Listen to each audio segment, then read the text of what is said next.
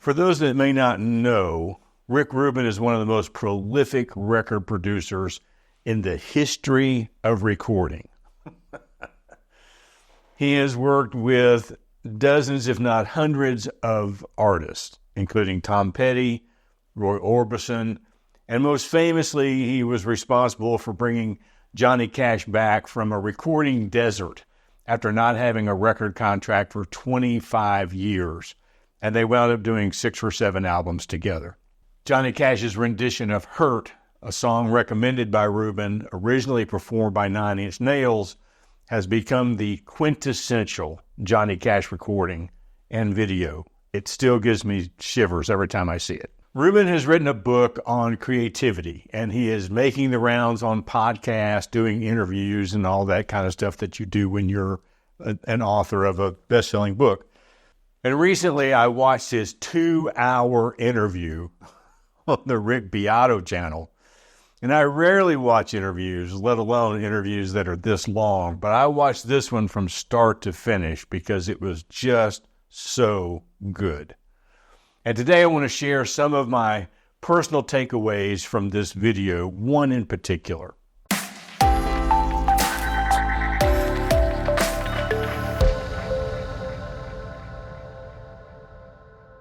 Now, there are 3 record producers I consider to be genius at their craft that are at least still living today. Michael Amardian has worked on thousands of projects at this point. He is absolutely amazing as both a pianist and a producer and an arranger. And Jeff Lynne is a prolific songwriter, performer, and a most sought-after producer. And Rick Rubin is the third. His approach to music and producing is unlike anyone else I know of. Rubin's insights on music and creativity offer valuable lessons that can be applied to life in general, and especially for those of us who find ourselves in retirement. In his interview with Beato, he talked about the mistake of hearing something in a song you like and then trying to recreate that sound in the studio on your own recording. Some artists, as he described it, will go through 7 different snare drums because they all have a different sound, just trying to get their percussion to sound like a recording that they like. And Rubin's advice is to take the instrument you have and make it sound the absolute best it can.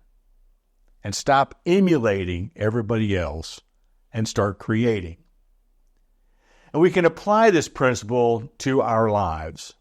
Instead of trying to be like someone else or live up to others' expectations, we should focus on being the best version of ourselves we can possibly be. This is particularly important in retirement when we have more time to explore our interests and our passions. For example, if you've always wanted to paint, but feel that you're not as good as famous artists, don't let that stop you from painting. Instead, focus on creating art that expresses your unique view of the world. Your paintings might not look like Van Gogh, but they will be authentically yours. And in retirement, we might have less income or physical energy than we did when we were working. And instead of feeling limited by this, we can focus on making the most of what we have. If you can't travel as much as you'd like, you could explore your local area more deeply. You might discover hidden gems in your own town that you never even noticed before. Kind of like my series on the Life in Motion Diaries channel recently on 5 coffee shops in Chattanooga I did not even know existed. Or if you can't afford expensive hobbies, you could find creative ways to enjoy your interests on a budget, like starting a book club instead of buying a lot of books. Rubin's idea that creativity is about what you take away as much as what you add is a powerful concept that can be applied to many areas of life. Just as musicians can create more interesting music by stripping it down to its core, we can often improve our lives by simplifying them. This could mean getting rid of physical clutter in our home, something we call minimalism or essentialism. We could cut back on commitments that don't bring us joy, or we could focus on a few close relationships rather than trying to maintain a lot of superficial ones. And for retirees, this might mean downsizing to a smaller home that's easier to maintain, or letting go of possessions that no longer serve a purpose in our lives. By removing distractions and unnecessary complications, we can focus more on what truly matters to us. And this could lead to a richer, more satisfying life experience. For example, instead of trying to fill every moment of retirement with activities, you might find more joy in spending quality time with your family, or pursuing a hobby that you're passionate about, or simply enjoying moments of peace and quiet. Retirement is a perfect time to apply these principles and create a life for yourself that is truly fulfilling. Use your retirement as an opportunity to explore who you really are, free from the expectations of work and other responsibilities you've had to live with for so many years. Try new things. Revisit some of your old interests. And don't be afraid to be different from others. Focus on what you have rather than on what you lack. And this can mean using your skills and knowledge to volunteer or mentor others, or finding creative ways to stay active and healthy within your physical abilities, or even making the most of your financial resources by finding low-cost ways to enjoy life. Take time to evaluate what's really important to you and just let go of the rest. This might involve streamlining your possessions and maybe even streamlining your living space and focusing on relationships that bring you joy and letting go of the toxic ones that you really just don't want to be in anymore. Or maybe it's about simplifying your schedule to allow more spontaneity or even more relaxation.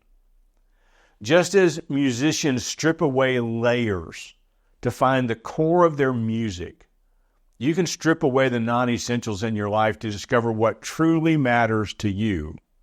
And this could be spending more time with your family, or pursuing a long-held dream or a passion, giving back to your community, or even focusing on your own spiritual growth. By applying these principles to your life, especially in retirement, you may experience several benefits. You might feel less stressed by simplifying your life and focusing on what truly matters. And when you're living authentically and making the most of what you have, you're likely to feel more content and fulfilled. And by removing distractions and focusing on your core interests, you may find yourself becoming more creative in various aspects of your life. When you focus on quality over quantity in your relationships, you may develop deeper, more meaningful connections with others. And this approach encourages self-reflection and personal development, which can lead to your own continued growth and learning in retirement. Rick Rubin's advice to musicians offers valuable lessons for life in general and retirement in particular. Because by embracing our authentic selves, making the most of our resources, and simplifying our lives to focus on what truly matters, we can create a retirement that's rich and fulfilling and uniquely our own. Just as a stripped-down piece of music can offer a more interesting listening experience, a simplified life focusing on our core values and interests can offer a more rewarding living experience. Remember that the goal isn't to have a retirement that looks like everyone else's or to try to recreate your working years. Instead, the aim is to create a life that's authentically yours, that makes the most of what you have, and that brings you joy and satisfaction. So, take a cue from Rick Rubin. Don't try to make your life sound or look like someone else's recording. Instead, Focus on making your own unique life sound as good as it can. Strip away the unnecessary elements and focus on your core. And you might just find that the result is more beautiful and more interesting than you ever imagined. Thank you for watching, and if you haven't already, please subscribe to the channel and turn on notifications so you never miss another video. Thanks.